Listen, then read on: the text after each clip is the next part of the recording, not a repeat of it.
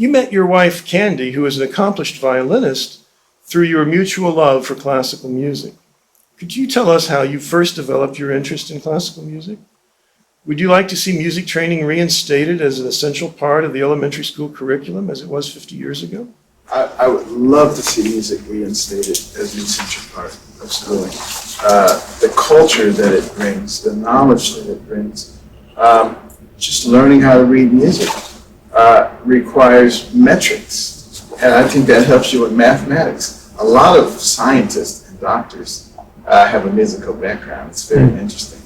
I got interested in classical music because I wanted to be a contestant on my favorite TV program, GE College Ball. And they asked questions in science, math, history, geography. I was really good at this stuff, but they also asked about classical music and classical art. And, you weren't going to learn that at Southwestern High School in the inner city of Detroit. So I took it upon myself.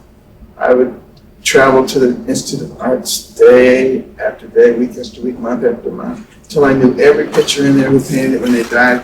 Always listening to my portable radio, Bach, Telemann, Mozart. And the kids in Detroit thought I was nuts, black kid in Motown listening to Mozart. But I was boning up, I was getting myself ready. And it turned out to be tremendous, opened up so many doors for me. And one of the key doors that opened is when I was applying to Johns Hopkins. They only took 2 people a year in the neurosurgery program out of the top 125 applicants. How was I going to be one of them?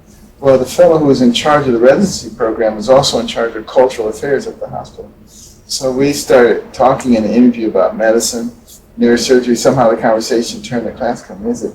And we talked for over an hour about different composers and their styles, conductors, orchestras, orchestral halls. He was on cloud 9. There was no way he wasn't taking it. And, I always like to tell young people, there's no such thing as useless knowledge. You never know what doors it's going to open up for you.